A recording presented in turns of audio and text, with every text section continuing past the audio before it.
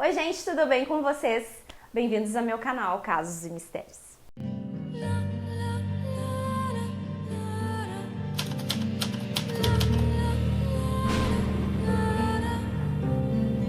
Oi meus misteriosos, sejam muito bem-vindos a Casos. Se você não é inscrito ainda no canal, se inscreva aqui no canal. O que tu tá esperando? Se inscreva aqui no canal, me siga lá no Instagram casos.mistérios. Ativa o sininho aqui também para vocês ficarem a par de todas as notificações de vídeos novos aqui do canal.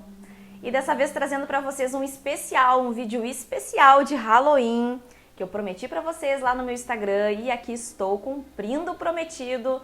E eu vou contar para vocês uma história, um caso que ocorreu no dia do Halloween. E talvez vocês conheçam esse caso como sendo o caso do Homem Doce, The Candyman. Então eu vou contar para vocês hoje a história do Homem dos Doces. Ronald Clark O'Brien morava com sua esposa Diane no Texas com seu filho Timothy e sua filha Elizabeth. Ronald trabalhava como oculista e ele também era pregador em uma igreja local onde também cantava no coral da igreja. Tudo teve início no dia 31 de outubro de 1974, quando Ronald e mais o seu vizinho decidiram brincar de gostosuras ou travessuras, algo muito comum lá nos Estados Unidos no dia de Halloween. Levaram seus filhos, enfim, para ir de casa em casa para coletar doces. Ronald levou seus 2 filhos e o seu vizinho também levou junto os seus 2 filhos. Tudo estava ocorrendo muito normal, muito bem, até que eles pararam em uma casa onde eles bateram na porta e ninguém atendia. E todos acabaram desistindo de tentar pedir doce, Viram que realmente podia não ter ninguém em casa. Porém, o Ronald disse que não iria desistir, que era para eles irem indo nas outras casas, que ele ia continuar batendo na porta para ver se conseguia fazer a pessoa abrir a porta. Depois de muita insistência, Ronald acaba voltando, se juntando aos seus filhos e ao grupo ali que estavam coletando doces, dizendo que tinha conseguido fazer o vizinho abrir a porta e tinha conseguido 5 doces, muito comum lá nos Estados Unidos. O nome desse doce é Pix Sticks. Ronald dividiu os doces, dando 2 aos filhos do vizinho dele e também 2 aos filhos dele, o Timothy e a Elizabeth. O 5º doce foi dado para um menino que na hora passava por eles, que eles conheciam assim de vista, por terem visto o menininho na igreja que eles frequentavam. Então ele sobrou, o menininho passou e ele deu o doce pro menino. Porém, essa brincadeira de gostosuras ou travessuras terminou muito cedo, porque começou a chover muito naquele dia, naquela noite. Então eles decidiram parar, de coletar doces e decidiram ir para casa. Chegando em casa, o filho do Ronald, o Timothy, pediu para o pai se ele podia, muito ansioso, muito eufórico, se ele podia comer finalmente alguns doces que eles tinham coletado. No mesmo momento, o pai do Timothy, Ronald, deu para ele um Pix Sticks que ele tinha coletado do tal vizinho que não queria abrir a porta. Assim que o filho dele colocou o doce na boca, ele reclamou que o gosto estava muito amargo e o Ronald imediatamente deu outro doce para ele para tirar aquela sensação, aquele amargor da boca dele. Porém, tudo acabou piorando depois. O Timothy foi para o banheiro e começou a vomitar e ter fortes convulsões e ficou inconsciente. Timothy, filho de Ronald, faleceu a caminho do hospital menos de 1 hora depois de consumir o doce. Esse acontecimento apavorou todos os pais, porque a fofoca, a notícia ruim se espalha rápido. Então, logo que isso ocorreu, da criança ter falecido após ter comido o doce, então todos os pais das crianças estavam bem apavorados que um doce poderia ter causado aquilo. Então, imediatamente os pais já coletaram dos filhos, tiraram dos filhos todos os doces que eles teriam coletado naquela noite. E claro, os pais das crianças, pegando os doces, eles imediatamente entregaram para a polícia para seguir com a investigação para ver se realmente teria sido algum daqueles doces que provocou a morte do Timothy. Tudo foi descoberto, na verdade, na autópsia do filho, do Timothy. Foi descoberto que aquele Pix Sticks escondia uma dose letal de cianeto de potássio. E rapidamente, eles vendo isso na autópsia, a polícia já foi atrás dos outros 4 doces que tinham sido pegos, pelo Ronald naquela noite. Felizmente, nenhuma outra criança chegou a ingerir, esse doce, somente o filho do Ronald, o Timothy. Após uma análise, a polícia descobriu que cada um daqueles doces continha cianeto suficiente para matar de 3 a 4 adultos, Cada um deles havia sido aberto, carregado com um pó de cianeto e depois eles foram selados novamente com um grampo. Os pais do quinto filho, né, o menininho que passava na hora e que ele decidiu dar o quinto doce, imediatamente foram até o filho para verificar se o filho não tinha ingerido o doce. Chegando no quarto da criança, eles se deparam com ele dormindo, né, desacordado, com o que na mão? Com o doce envenenado na mão. Eles ficaram apavorados, achando que o menino tinha morrido, né, tinha consumido o doce, mas graças a Deus, um alívio, eles viram que ele só estava dormindo e que ele tinha tentado abrir o doce, mas não tinha conseguido abrir o grampo sozinho, né, tirar o grampo, e por isso tinha desistido e acabou dormindo.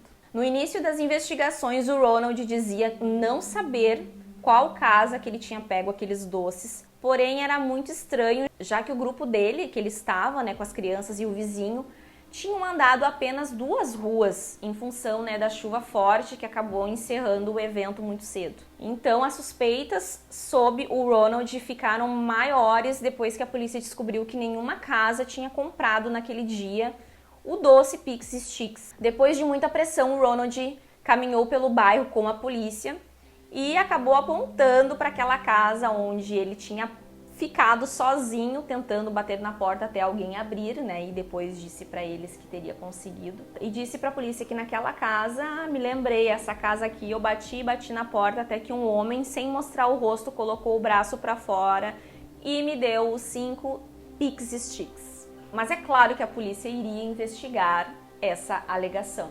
E a polícia descobriu que o dono daquela casa se chamava Courtney Malvin, um controlador de tráfego aéreo e que não estava em casa naquela noite. E ele tinha cerca de 200 pessoas como álibi. Então foi comprovado que nenhum homem naquela casa entregou nenhum doce para o Ronald.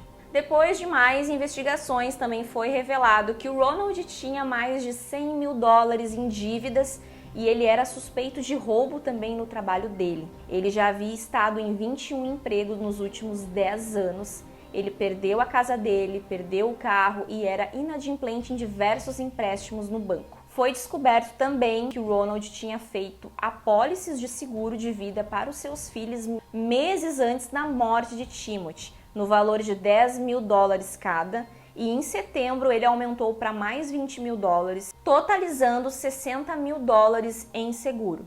E ainda bem que ele não foi inteligente a esse ponto, né? Porque ele também, além disso tudo, ele no dia seguinte que o filho dele morreu, ele teve a capacidade de ligar para a seguradora dele. Ele ligou para a seguradora para perguntar sobre como seria o resgate de todo o dinheiro. Nas investigações também mostrou que ele tinha visitado uma loja de produtos químicos pouco antes do Halloween, porém ele acabou desistindo da compra porque o mínimo de cianeto que podiam vender na loja era 5 quilos, então ele desistiu. A teoria mais clara, não precisa nem ser um detetive especial, né, e um policial para ver, a gente já vendo a história, a gente já percebe que o plano dele era envenenar os filhos para tentar receber o dinheiro das apólices e, enfim, tentar envenenar outras crianças para tentar despistar, né, ele como suspeito. Ronald foi interrogado diversas vezes, porém ele nunca confessou que tinha feito isso. E a esposa dele também, ela não foi acusada, ela não teve nenhum envolvimento, ela não teria participado junto com ele.